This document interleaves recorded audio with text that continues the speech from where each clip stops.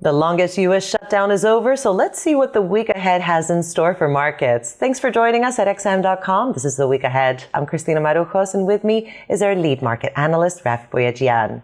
So, Rafi, investors are anticipating the release of long overdue data releases to gauge the condition of the U.S. economy and, of course, the Fed's next move. So, do you think we'll have any revelations this upcoming week? Well, Christina, so I think that's going to be the main focus on everyone's mind, what's going to be the new release schedule, which we should probably get some idea early in the week. It is hoped that the various agencies, namely the Bureau of Labor Statistics and the Bureau of Economic Analysis, they're going to publish revised schedules at the start of the week, and we should have some idea when to expect all these delayed reports. There might be some disappointment though, because there is talk that we might never see the October data for a lot of these key reports, mainly because it would be difficult to backfill them. Most likely what's going to happen is that we're going to get the September jobs report. That's going to be the first to come out, maybe as early as in the coming week, because that was already more or less ready, but then before it got published, we got the shutdown. Now, of course, the September CPI report has already been published because the BLS prioritized that. But in terms of the October data, those might be skipped potentially because it's going to be a problem, especially, for example, the jobs report. The unemployment rate might not be possible to measure when the month has already over. But that does mean potentially that these agencies are going to get straight into trying to collect the November data. But of course, we have to wait and see whether whether the November jobs report is going to be delayed at the start of December, and how soon we're going to get the other data, such as the GDP numbers for the third quarter, and the PC inflation, is that going to be affected as well. Now, when it comes to next week's data, it's going to be fairly quiet. We're not going to have anything that's going to be a huge impact on the US dollar. And so potentially, if the delayed data looks like some are going to be skipped and some might come out much later than hoped, I think that's going to potentially hurt expectations for a December rate cut, because actually Powell himself had signaled that when you're driving in the fog, it's better to stay on hold.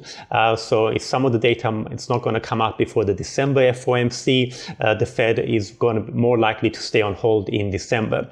Now we're going to be getting the Fed minutes on Wednesday, which we're not expecting any major revelations, because we already heard from most FOMC members. They've all more or less spoken since the last meeting, and we're getting a lot of hawkish vibes lately, a lot of hawkish rhetoric.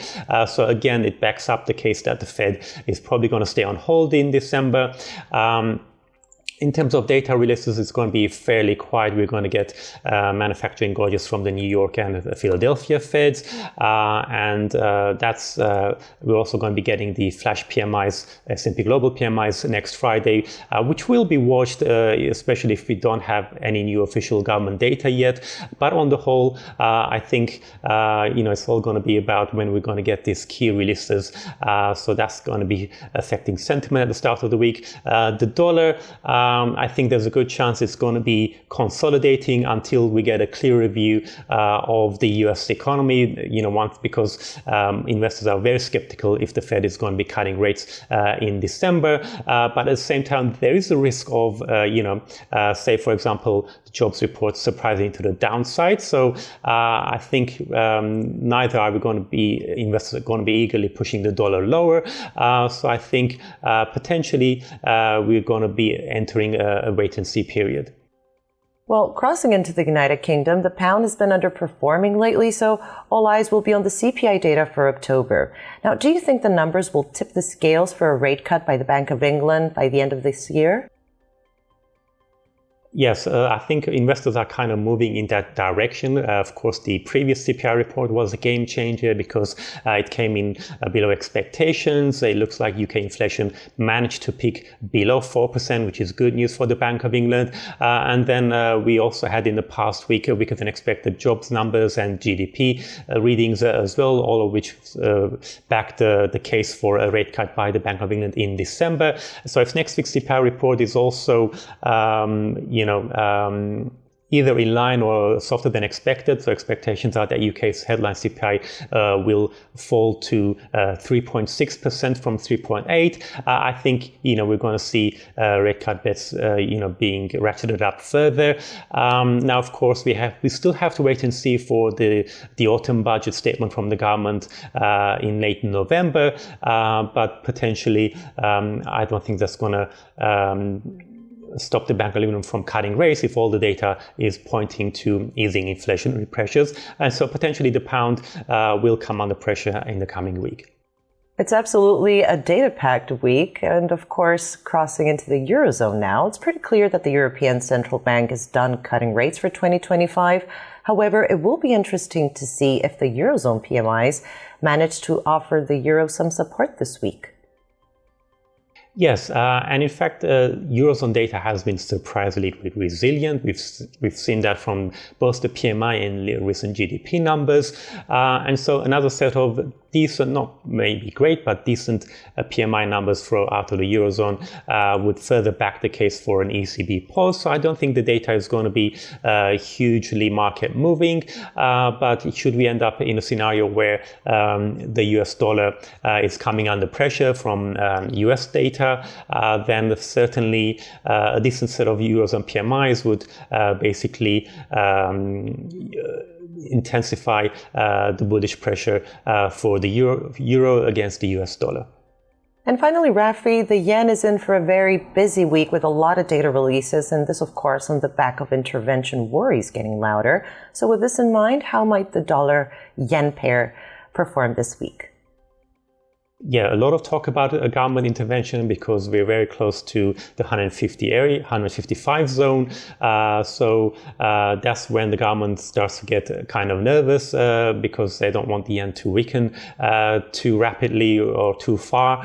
Next week, we're going to be getting GDP numbers first thing on Monday, which are expected to show a contraction in Japanese economy in the third quarter. And that would kind of support the dovish view for the Bank of Japan.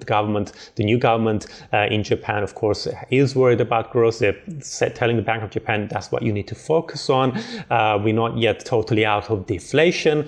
But at the same time, Bank of Japan officials have kind of been hinting at a rate hike at some point in the future. The timing is not very clear, but should we get a positive surprise from the GDP numbers and also from the CPI data later in the week on Friday, because we're expecting core CPI in Japan to have edged up to 3% in October. Potentially that would strengthen expectations for a rate increase from the Bank of Japan in December. But even then, I think it's very unlikely. I think what we're looking at is January at the earliest for the Bank of Japan. And so any positive surprises in the data are unlikely to provide much of a boost to the Japanese yen, and any boost will probably be temporary. I see. Rafi, thanks so much. This was The Week Ahead here at XM.com.